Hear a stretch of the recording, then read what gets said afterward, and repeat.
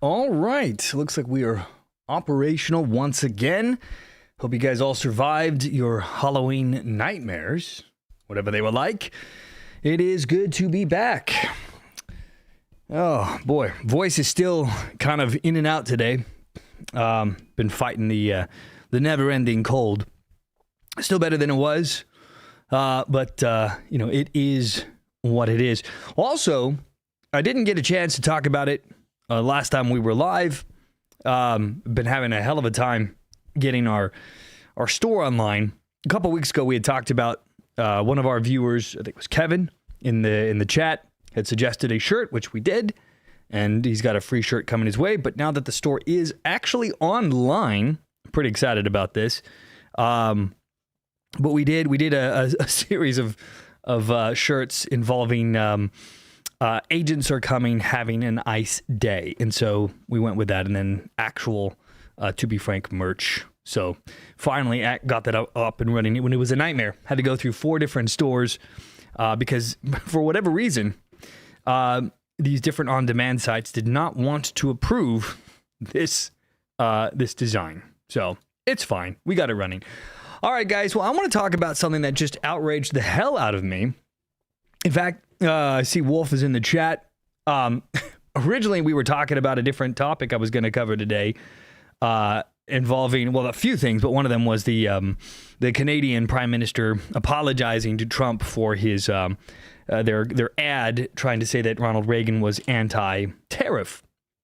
But then this story came across my desk just a few minutes ago, and it was so enraging, I had to talk about it. We'll start with, this was from X, this was Amy Reichert. Breaking California's UC system now requires students through an online test that they must affirm transgender ideology to stay enrolled. You can see here in this image, there's a question. Hostile environment may be created when someone demands that others use a particular bathroom that does not correspond to their gender identity or uses the incorrect pronoun, intentionally calling someone their name used prior to transition, as opposed to their lived name. It's called deadnaming. It may be a form of sexual harassment. Are you freaking kidding me? Like, what are we talking about here? What the hell is California doing? I mean, look.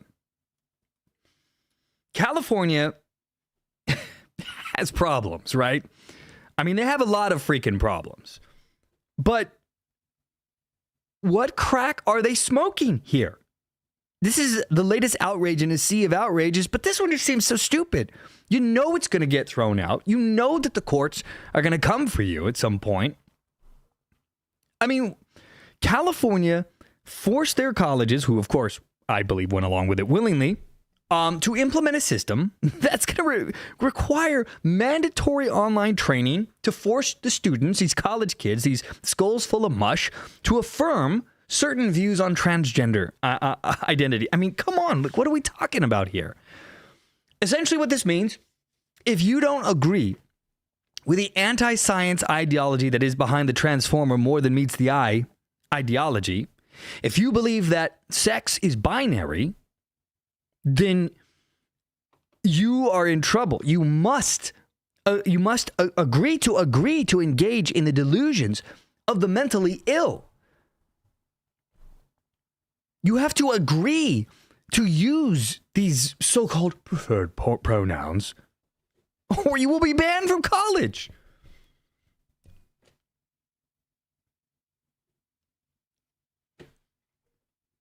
Not only is this anti-science,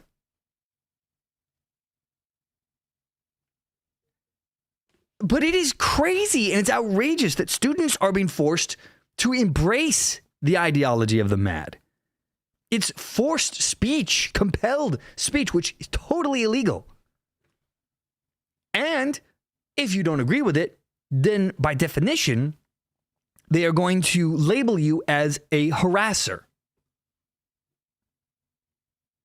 It's wrong on so many freaking levels. Let's see if I have this here. This was from I pulled it up right before streaming. This is UC San Diego. It's on all of them. Mandatory student training. This is the SHAPE training. That's what they're calling it. And it hasn't made much news yet, by the way. I'm not seeing this talked about too much. It's there. I found a couple of stories about it. See which one I'm gonna go with. Let's go with this California Family Council site. I haven't proofread any of this stuff. It literally just came across my desk minutes before I decided to stream today. Pamela says all normal Americans should leave California. You know, on one level, I agree with you, but on the other, I don't like the idea of ceding territory to these lunatics. Because the lunatics are never going to be satisfied with the territory that's ceded. They will simply follow you wherever you go until they either defeat you and force you into their weird dystopian nightmare world, or until they are defeated.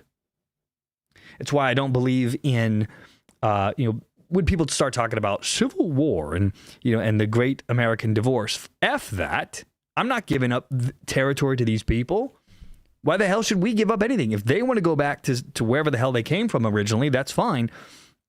But I don't think we should be giving up any of our territory to the lunatic radical left. Just me. That's just my point of view here. Now, this is the California Family Council talking about this just a couple of days ago. California universities are demanding trans pronoun usage to attend class. So again, you will be banned if you don't agree that women can have a penis. You can be banned from universities if you believe that sex is binary. I mean, what in the hell is wrong with these people? This is by Leandra Wells. California's harassment prevention laws are being used by California universities to compel students to affirm transgender ideology or lose access to their education. Leave it to these bureaucratic hellholes to always dictate how you can think, see, and believe. Now, under recently enacted state mandates, students must complete an online sexual harassment and anti-discrimination test that requires them to use a broad definition of harassment. The Universities of California System's version of the program, they're calling it SHAPE, which is short for Sexual Harassment, Anti-Discrimination, Prevention, and Education, which just means that you will do what we say or we will slap you upside over the head and ban you from polite society. It's just cancel culture 3.0. Now, claims that those who do not use transgender pronouns and accept biological males in women's restrooms create a hostile environment and are accused of harassment, when of course it is the exact opposite. Those who force themselves into restrooms they don't belong into are the ones creating a hostile work environment. Those who force you to not believe your lying eyes and make you call them something they are not are the ones who are creating a hostile environment. I mean, what the hell are we even talking about here? The training requires students to answer questions in line with these beliefs, and those who fail are then blocked from registering for classes. So you will agree, or you will not participate in a better education, is the message here. The SHAPE program is in response to AB 2608, a 2024 state law requiring every student to complete sexual harassment and discrimination training using updated terms and definitions. Now imagine, if you could, if the coconut Kamala Harris had won the election, do you think her Department of Justice would do anything about this law? I'm of the opinion that no. I think they would have just let it, and California would have been able to run roughshod over everybody. But what do I know?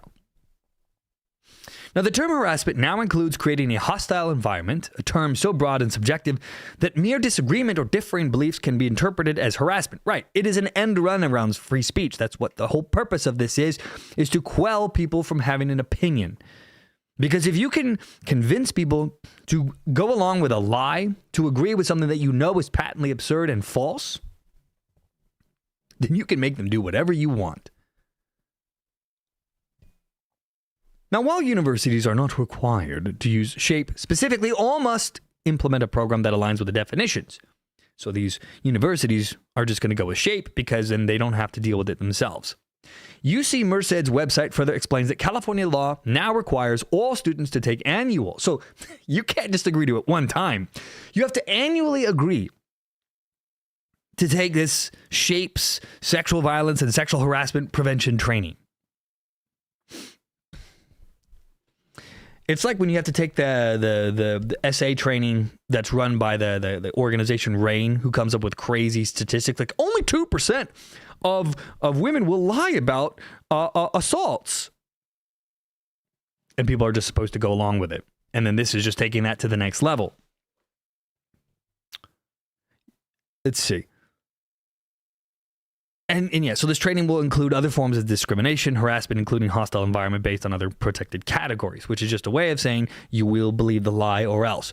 The University of California's Office of the President states that SHAPE was developed by UC Online in partnership with the system-wide Office of Civil Rights and integrates directly with each campus's online learning system to ensure full participation, meaning all students will do this or else. Campuses, including UC San Diego, UC Davis, UC Merced, UC Santa Cruz, UCLA, Berkeley, Irvine, have all implemented the program already. While the term hostile environments could be interpreted in various ways, the SHAPE training takes the mandate to a whole new level, ultimately discriminating against students' religious and biological beliefs.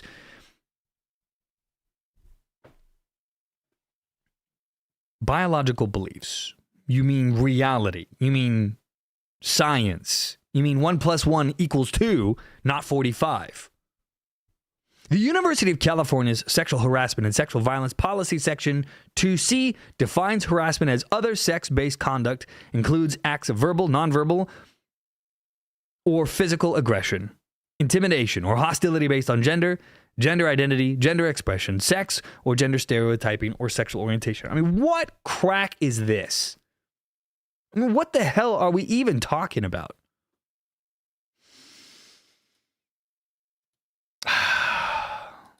You know, when I thought I was streaming today, I wasn't planning on talking about this. Oh my God. I mean, I know California is bottom level, retarded here, but come on. God.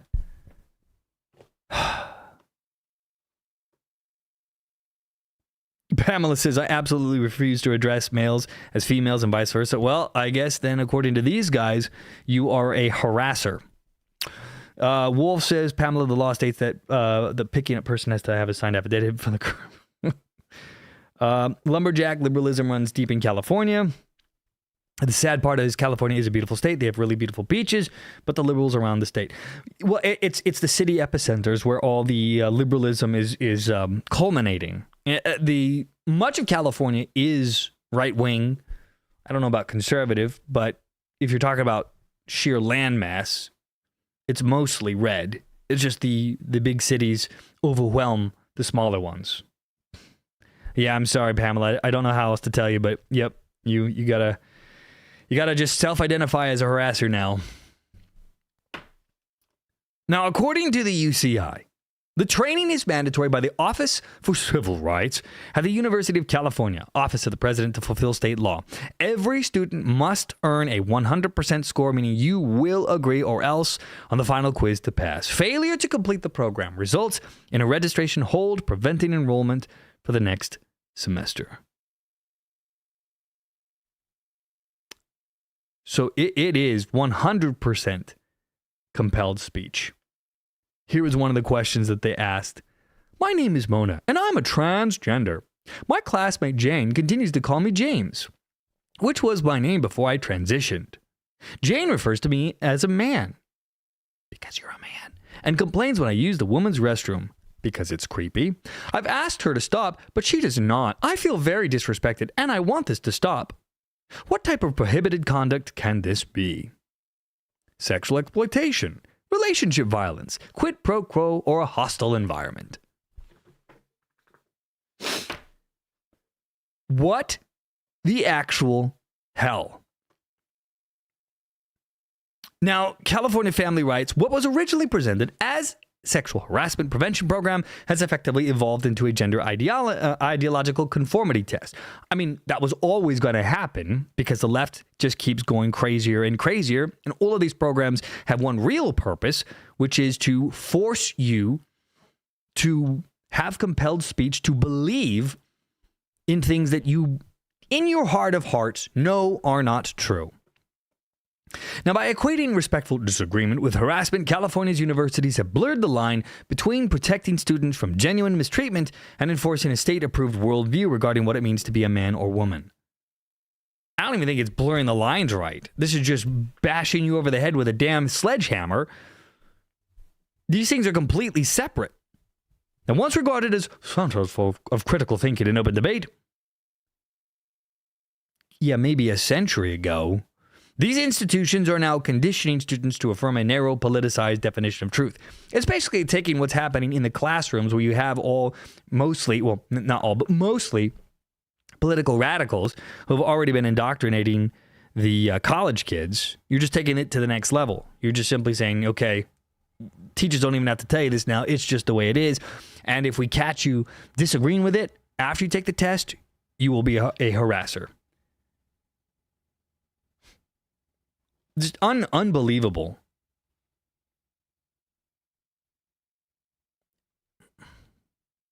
And you know what's really maddening about this as well? One of the excuses that they gave when they passed the laws, I think it was the California's Gender Recognition Act. And they put out some training mandate as well. But they used Title IX as the excuse to enforce their trans ideology on the sane, the regular people. I mean, it's not going to fly, but that's the excuse that they use. Now, I don't think this is going to save them, the Title IX defense.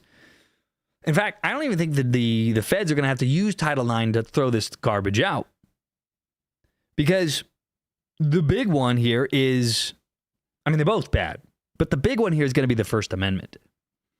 You can easily see how this is compelled speech. I mean, this isn't even a question in my mind.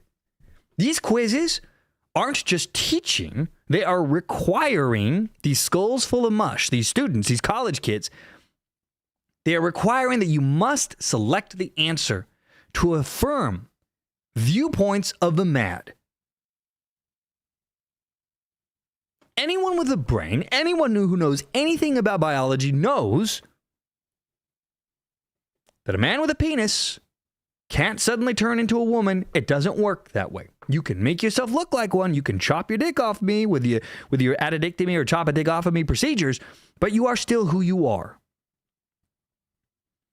And they are forcing these kids to identify that this insanity is true so that they can pass and get registration.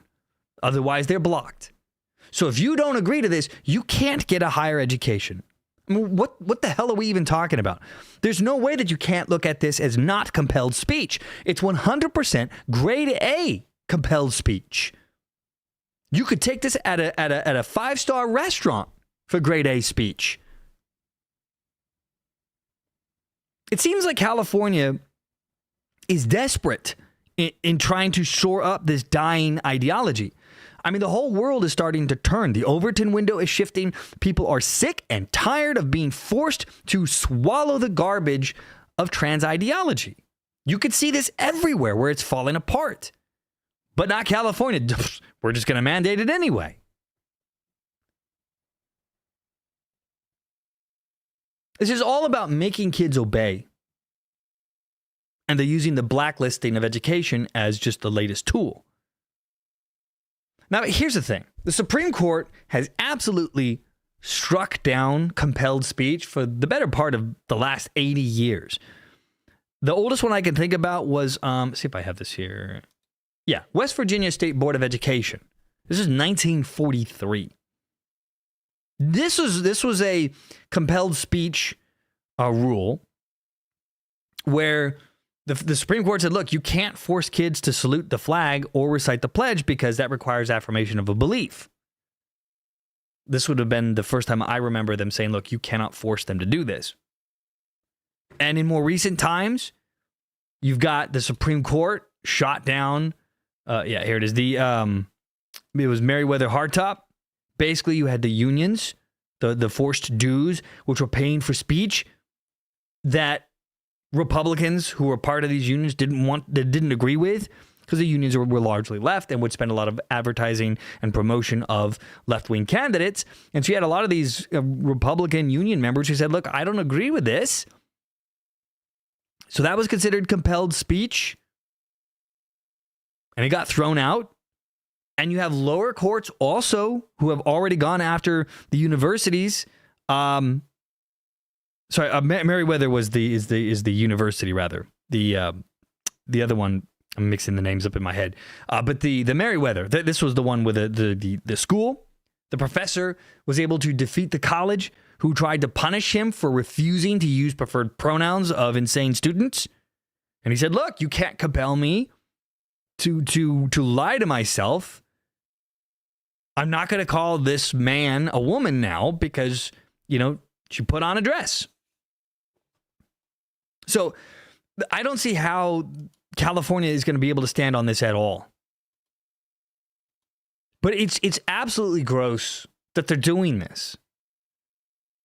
And it just seems so tone deaf to me because it's obvious that the movement itself is already on its way out. But there's no self-awareness.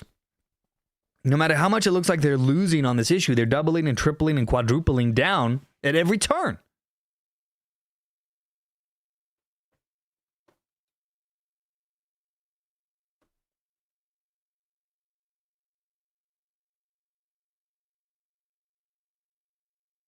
Lumberjack says, you're right. Washington State's the same way where I live, logging community.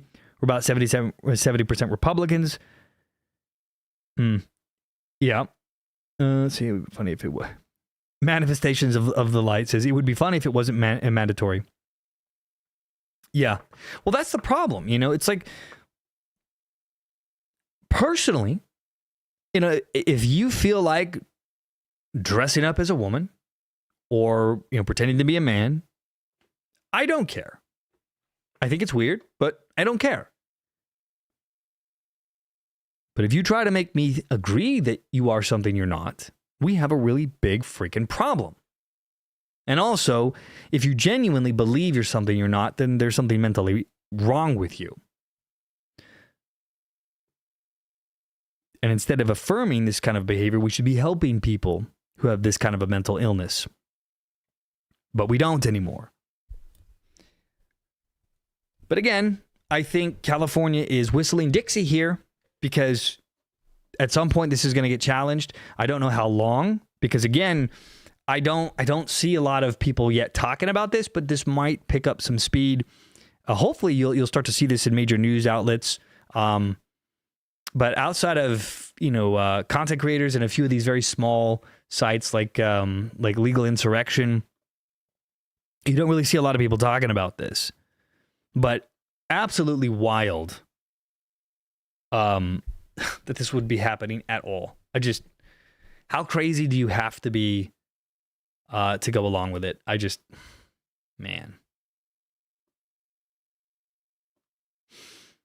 By the way, speaking of absolute insanity, this wasn't going to be my main story today, and I was going to talk about this on Topical Umbrella, but I guess we'll allude to it here. Wolf says judges are trying to force Trump to pay for SNAP some other way. Yeah, and there's also going to be SNAP reform, by the way, that they're going to try to implement, which they are able to do because of the shutdown, I guess, from what I understand. But this story caught my eye. This is by Breitbart. It's a conservative news outlet by Lowell Cafiel, whatever, where the state of Illinois just passed a law preventing ICE from arresting illegal aliens inside of courthouses. Now, newsflash, they don't have any power to tell the federal government where they can and cannot arrest people. None. It's like the anti-mask laws. I think was it Portland, Wolf, or was it also in Illinois? I can't remember. But they essentially tried to ban ICE from being masked.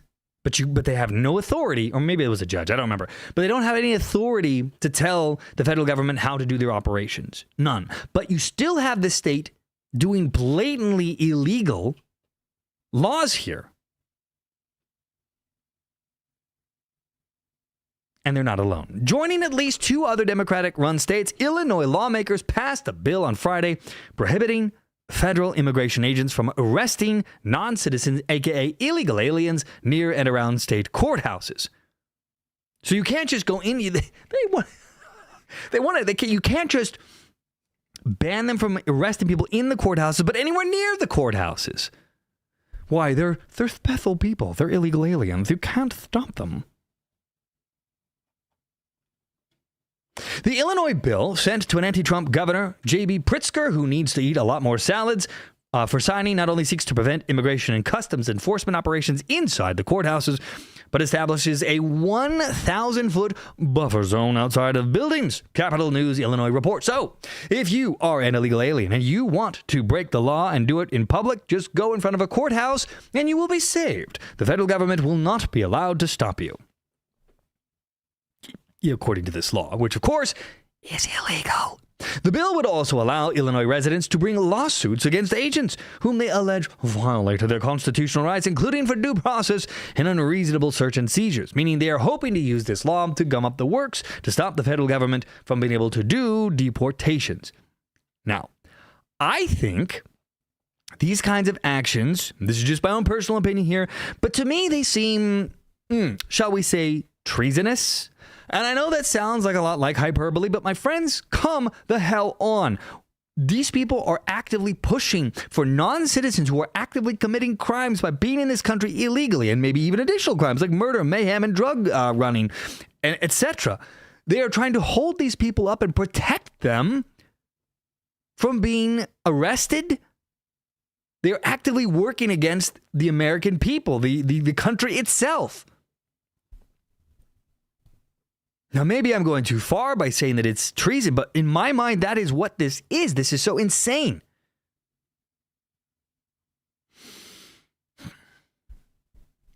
Now, the state mentally retarded Senator Selena Villanueva, a Chicago Democrat, says, our communities have been living in fear. Fear of being separated from their children, fear of being taken from their homes, and fear of simply existing.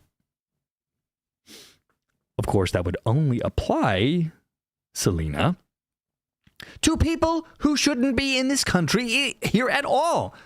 Criminals, every last one of them. This bill is about giving people a sense of safety, a sense of humanity, and the assurance that the government sees them and will stand up for them. I would like it if the government could see them so they could arrest the hell out of them and throw them out of the country. A sense of humanity? Shut the hell up. humanity would be to drag these people out of their homes and throw them across the border back wherever the hell they came from. It's our citizens' humanity which is being damaged by these scumbags who infest our country.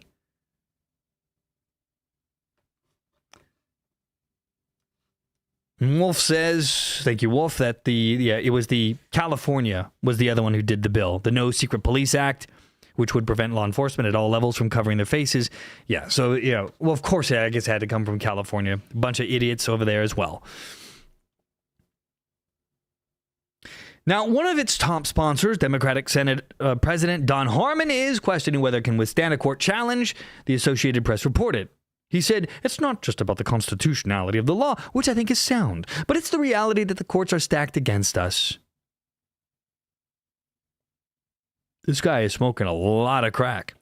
The federal government can try to remove it from state courts to federal courts. They can try to substitute the government itself for the individual defendants, but that's not a reason to not try.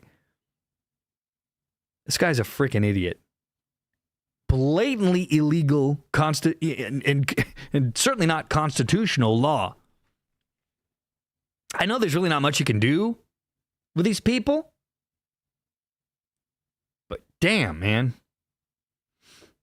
Now, the legislative package was passed in response to the federal immigration enforcement campaign in Illinois and Indiana known as Operation Midway Blitz. The Department of Homeland Security has reported that Operation Midway Blitz has resulted in the arrest of more than 3,000 illegal aliens, including the rapists, murderers, and gang members in the effort in both states. Earlier this month, a Cook County judge blocked immigration arrests at county courthouses, which include Chicago. The order prohibits immigration authorities from arresting any party, witness, or potential witness during court appearances, according to Fox News. And again, they can go to hell. They have no rights to tell the federal government that they cannot do this. Yep, and they also mentioned here, California and Connecticut also have measures in place that attempt to prevent courthouse arrests of illegal immigrants. I mean, they have to know that there's no way this is going to stand.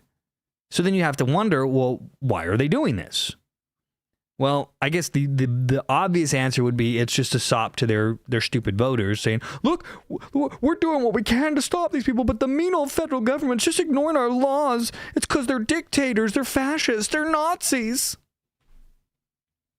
And I think the hope is here that there's enough stupid, retarded people who don't know anything about anything who'll go, I guess, yeah, that makes sense. And I don't know what the end outcome is going to be. What do they think they're going to get more votes here? Are they going to get more Charlie Kirks? What could it possibly be?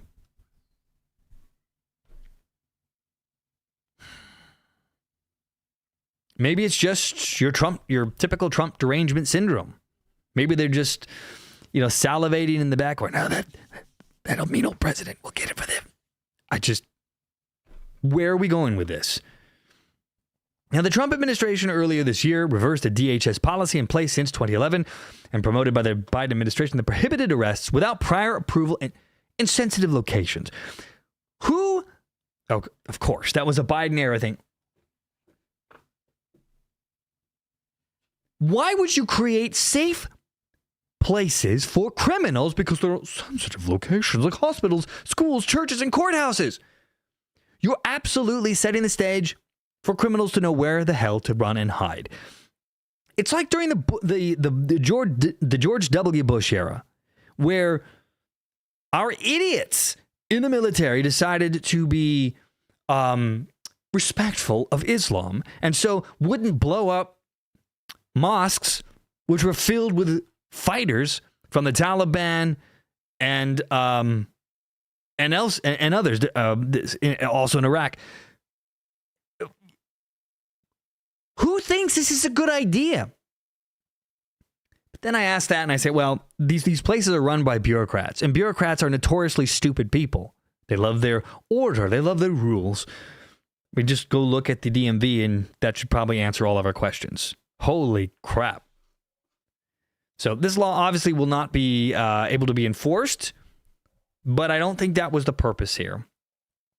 Other than maybe trying to gum things up in the courts. But these are so patently absurd and stupid. It has to be for the voters, for their insane lunatic voters.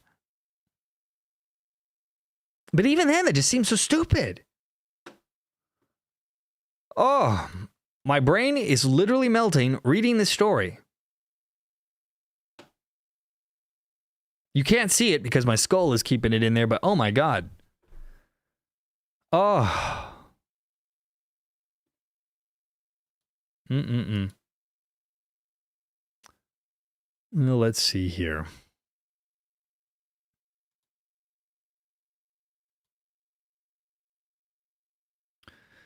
Now, this was not on my list of stories to talk about today, but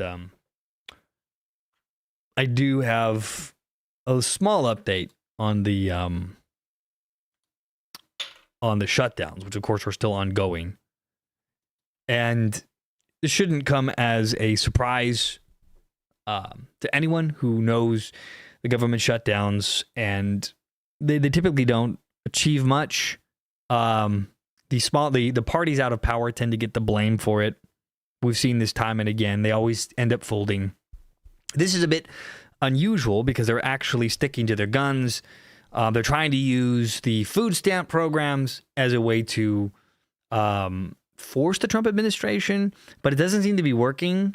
And I was kind of expecting there to be riots because we saw all those little pinheads on TikTok over the last couple of days saying, we don't get our SNAP benefits, we're going to riot. You better not get in our way.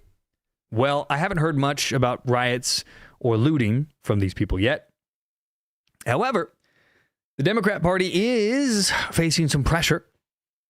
There are more unions. There was the federal unions who represent federal government unions, about 775,000 members, who were already pressuring the Democrat Party over the last week. And now you have a bunch of airlines are getting together and saying, please, for the love of God, end the shutdown. Let's see. Which one will I use? Dun, dun, dun. Let's go with the... let's see if this is... No, we'll use American Wire. Okay. It is time. The airline unions are standing with J.D. Vance, calling on Congress to end what they call the Schumer shutdown. Dun, dun, dun. The holidays are coming up, and one industry in particular is begging the government to get its act together. The world is getting ready for the holiday season, which means millions of Americans are preparing to jet off around the world to spend time with friends and loved ones. Unfortunately, the prolonged federal shutdown could put a real damper on things as air traffic controllers face the possibility of overtime without pay. On Friday, the official White House account shared a message accusing Democrats of continuing to keep the federal government closed. This is not only creating fear among the SNAP recipients, meaning food stamp recipients, who are concerned about missing their monthly supplemental payments, but airlines that may have to ground flights if they can't get some relief. So it looks like United, Delta, American Airlines, and Southwest are the ones who are saying, please, for the love of God, end the damn shutdown. United Airlines CEO Scott Kirby stressed the dangers of allowing the shutdown to continue and not coming together to pass a clean, continuing resolution, so Americans don't have to suffer the effects of political bickering. Saying, it's putting stress on people. It's not fair to those people. It's also putting stress on the economy. Airlines are a pretty good real-time indicator of the economy, and we start to see, still minor, but steep booking impact. And you see that happening in the economy, we put the whole economy at risk. And American Airlines shared similar sentiments with Fortune, magazine. Congress needs to reach a bipartisan agreement to reopen the government as quickly as possible to pay our air traffic controllers, Transportation Security Administration, and Customs and Border Protection colleagues, the airline said in a statement, which confirmed CEO Robert Isom's attendance at the White House meeting with Kirby and others.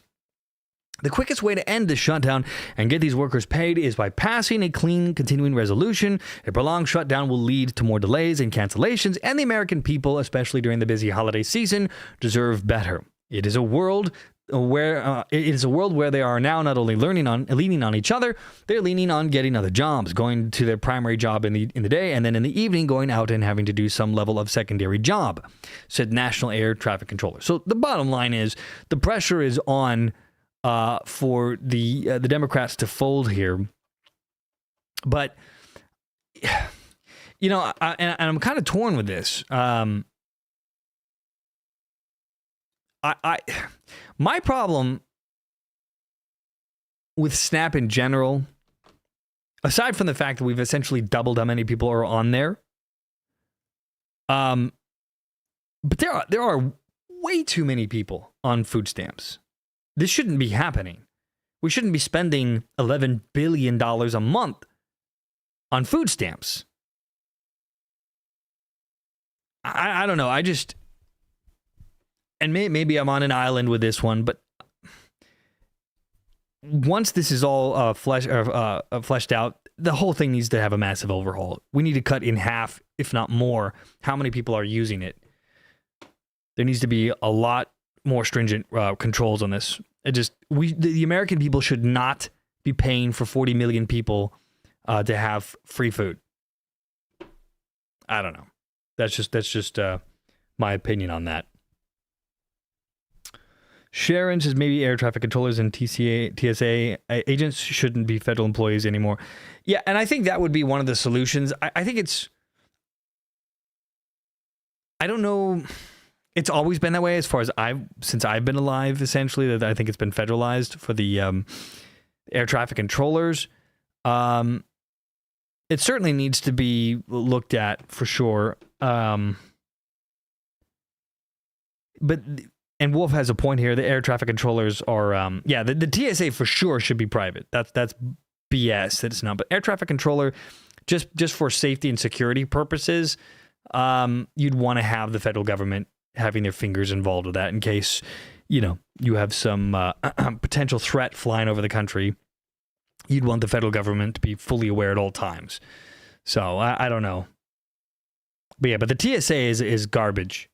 And never should have been federalized, ever, in my book.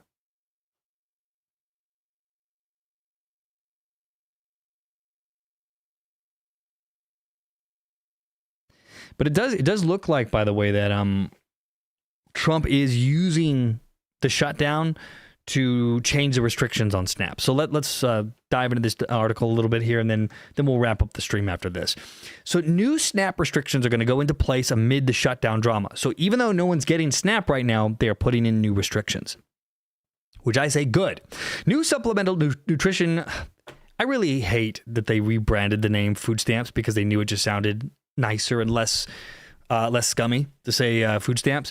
Supplemental Nutrition Assistance Program, or SNAP, rules are going into effect on Saturday, even as benefits will already not be issued through November without federal funding due to the government shutdown.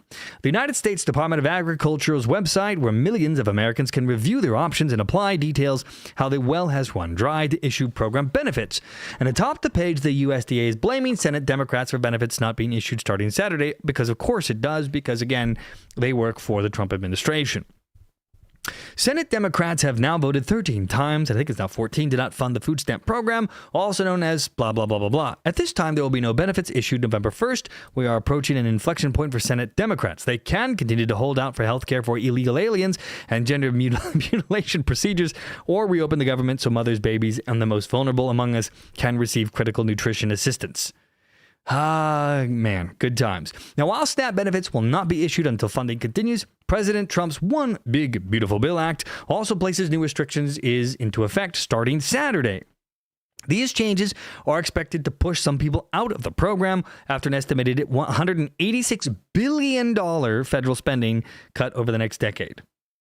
Needs to be more, in my opinion. Able-bodied adults without dependents could see the biggest change in needing to prove they work at least 80 hours a month. And that still seems way too low in my book. And are pursuing an education or are in a training program to remain qualified for SNAP. Should they not have proof, they will receive SNAP benefits for a total of 3 months maximum.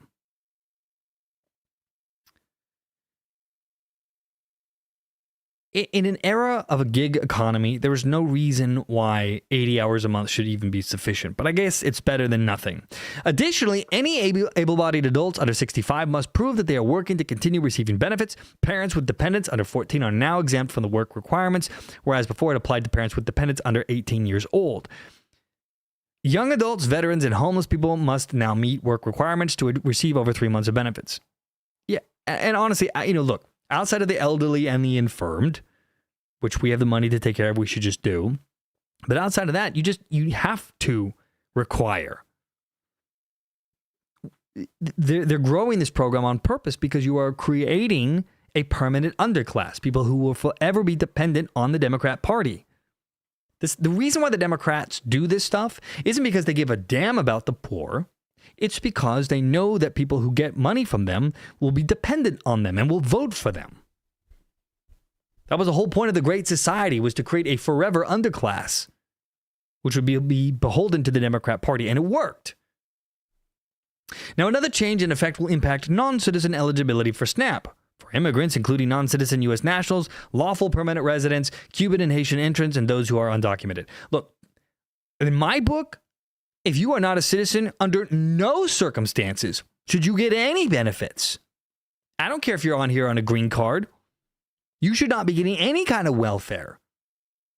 You can go the hell home to your country if you can't hack it here. We should not be paying for you.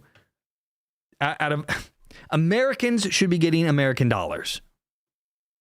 I don't know. That's what I think about it.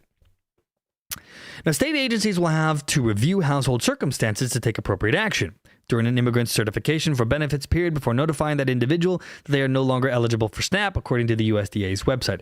And in my world, they would also then be saying, well, you're not doing what you need to do. You can also go home now. That's probably not going to happen, but I would love it if it did.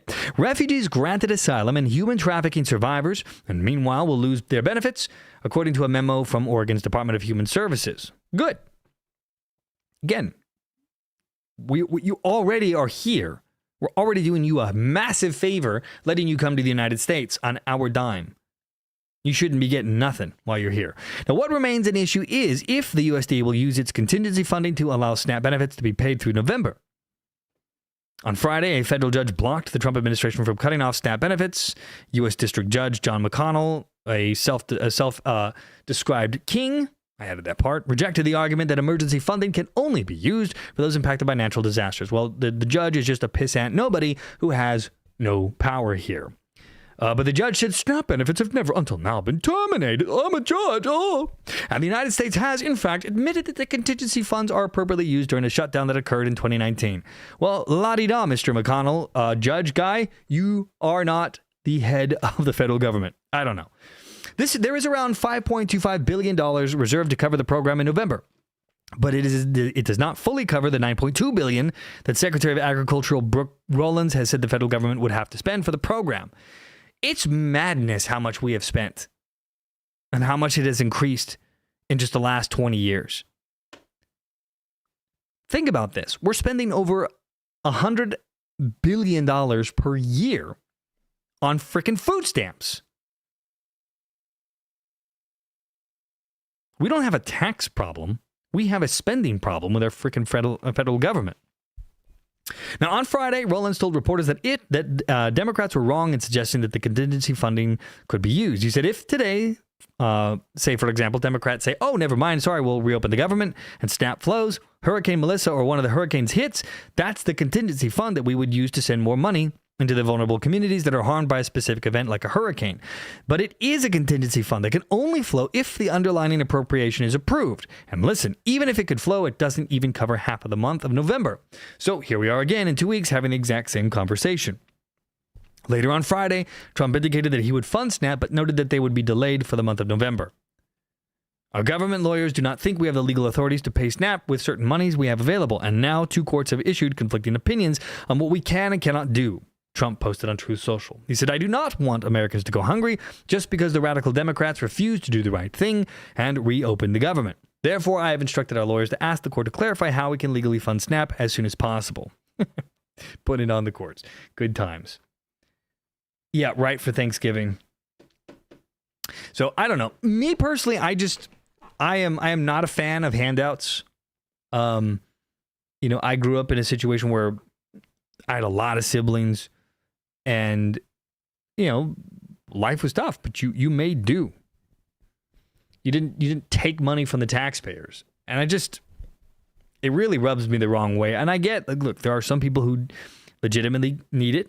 Fair. But I think the overwhelming majority should just go get a job or go get a second job. Be a frickin' functional adult. We should not be paying for people's mistakes. There's already churches, there's already groups willing to help, food banks out there. In fact, that's what we used to do, by the way, before Big Daddy Government came in and said, we'll be the new people to take care of you. I don't know. Just not a fan. All right, guys. Well, I think we're going to hold it here for today. Had to test my voice and see if I could still keep going. I'm still in that weird limbo stage where it comes and goes. But in the meantime, before I let you guys go, be sure to check out my alt channel. This is Topical Umbrella.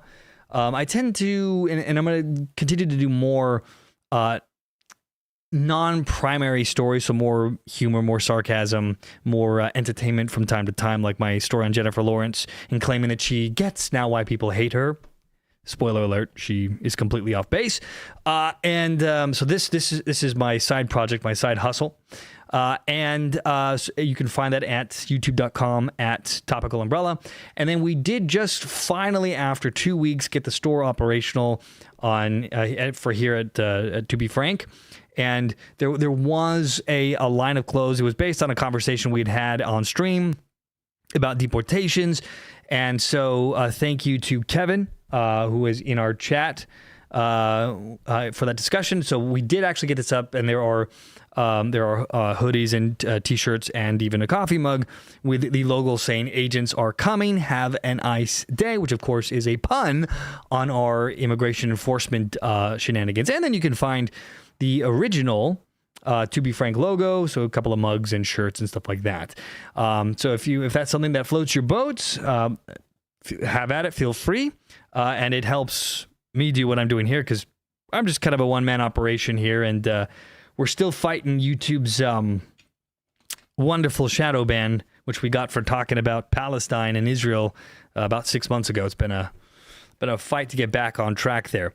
But anyway, guys, thank you so much for joining me. Thank you, Sharon, in chat, Wolf, and there's a bunch of other people on here as well. Pamela, thank you guys for being with us today. I will attempt to be on tomorrow, and assuming that my voice still holds. And well, okay, yes, we got Wolf as our sexified moderator of the chat. He will ban you if you say anything against him. And I will turn a blind eye to his actions, because I apparently have no morals and will simply allow Wolf to rule with impunity in the chat. So there is that. So I guess a one-man and a Wolf collaboration is happening here. But in the meantime, guys, thank you so much for joining me today. Again, I appreciate you guys as always. I will try to be back on tomorrow, and I'm probably going to do some filming offline for some additional content to post tomorrow as well. So in the meantime, guys, enjoy the rest of your day, and I will see you all in the next stream. Take care.